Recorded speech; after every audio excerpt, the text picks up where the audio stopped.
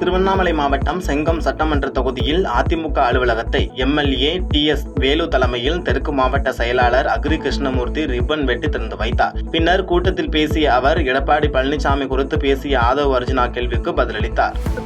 மேற்கண்ட வார்த்தைகளை சொன்ன ஆதவ் அர்ஜுனா பல்வேறு கட்சிகளுக்கு சென்று வருவர், பதவி ஆசை பிடித்தவர், லாட்டரி மாபியா கும்பலை கையிலே வைத்துக் கொண்டு இன்றைக்கு ஆட்சி அதிகாரத்தை செலுத்திக் கொண்டிருக்கிறார்.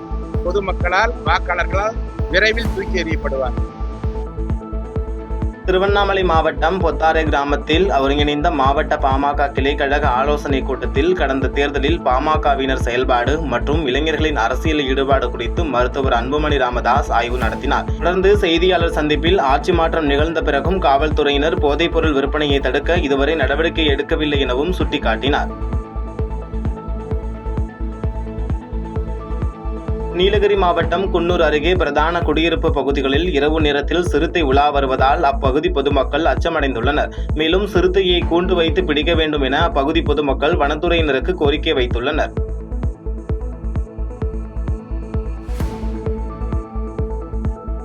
உதகை அருகே காந்தி நகர் பகுதியில் சுற்றித் திரிந்த பழங்குடியினரின் வளர்ப்பு எருமை சித்ரா என்பவரின் வீட்டின் மீது விழுந்து வெளியேற முடியாமல் தவித்த நிலையில் பொதுமக்கள் உதகை தீயணைப்புத் துறையினருக்கு தகவல் அளித்தனர். சம்பவ இடத்திற்கு வந்த தீயணைப்புத் துறையினர் 2 மணி நேரத்திற்கும் மேலாக போராடி பின்னர் பொதுமக்கள் உதவியுடன் வளர்ப்பு எருமையை பத்திரமாக மீட்டனர்.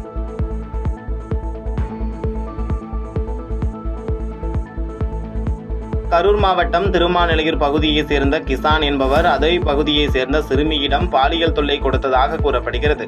இந்த சம்பவம் தொடர்பாக சிறுமியின் தாயார் பரமத்தி அனைத்து மகளிர் காவல் நிலையத்தில் புகார் அளித்ததன் பேரில் போலீசார் வழக்கு பதிவு செய்து கிசானை போக்சோ சட்டத்தின் கீழ் கைது செய்து சிறையில் அடைத்தனர்.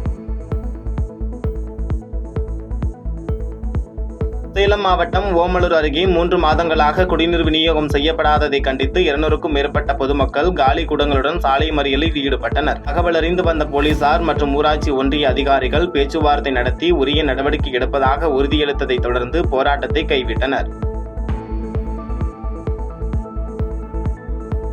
வேலூர் மாவட்டம் அணைக்கட்டு அருகே 15 வயது சிறுமிக்கு பாலியல் வன்கொடுமை செய்து கர்ப்பமாக்கிய சம்பவம் அதிர்ச்சியை ஏற்படுத்தியுள்ளது. இந்நிலையில் சிறுமியை வன்கொடுமை செய்து கர்ப்பமாக்கிய காதர் பாஷா மற்றும் இதயதுல்லா ஆகிய இருவரும் போக்சோ சட்டத்தில் கைது செய்து நீதிமன்றத்தில் ஆஜர்படுத்தி சிறையில் அடைத்தனர்.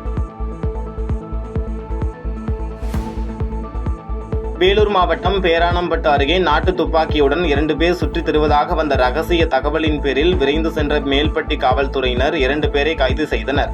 விசாரணையில் வனவிலங்குகளை வேட்டையாடுவதற்காக பயன்படுத்துவோம் என்று கூறிய நிலையில் 2 நாட்டு துப்பாக்கிகளையும் பறிமுதல் செய்து தீவிர விசாரணை மேற்கொண்டு வருகின்றனர்.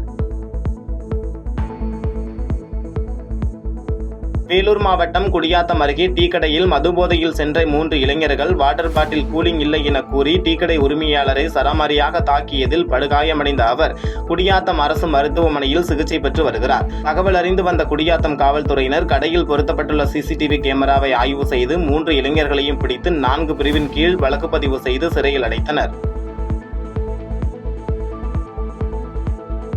நெல்லை சுர்ஜித் கொலை வழக்கில் பெண்ணின் குடும்பத்தினர் கைது செய்யப்பட்ட சம்பவத்தை கண்டித்து பசும்பொன் தேசிய கழகம் சார்பில் மாநில தலைவர் இசக்கிராஜா தலைமையில் சுரண்டை அழகு பார்வதி அம்மன் கோவில் திடல் முன்பு கவன ஈர்ப்பு ஆர்ப்பாட்டம் நடைபெற்றது.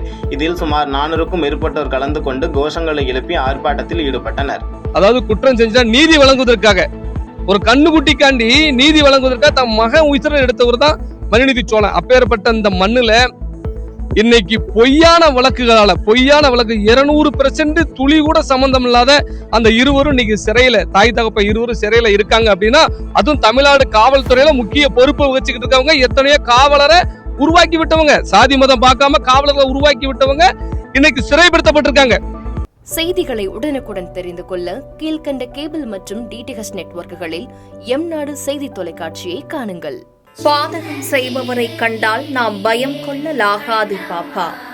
மோதி மிதித்து விடு பாப்பா, அவர் முகத்தில் உமிழ்ந்து விடு பாப்பா. அண்மை செய்திகளை உடனுக்குடன் தெரிந்து கொள்ள இணைந்திருங்கள் எம்நாடு தொலைக்காட்சியுடன்.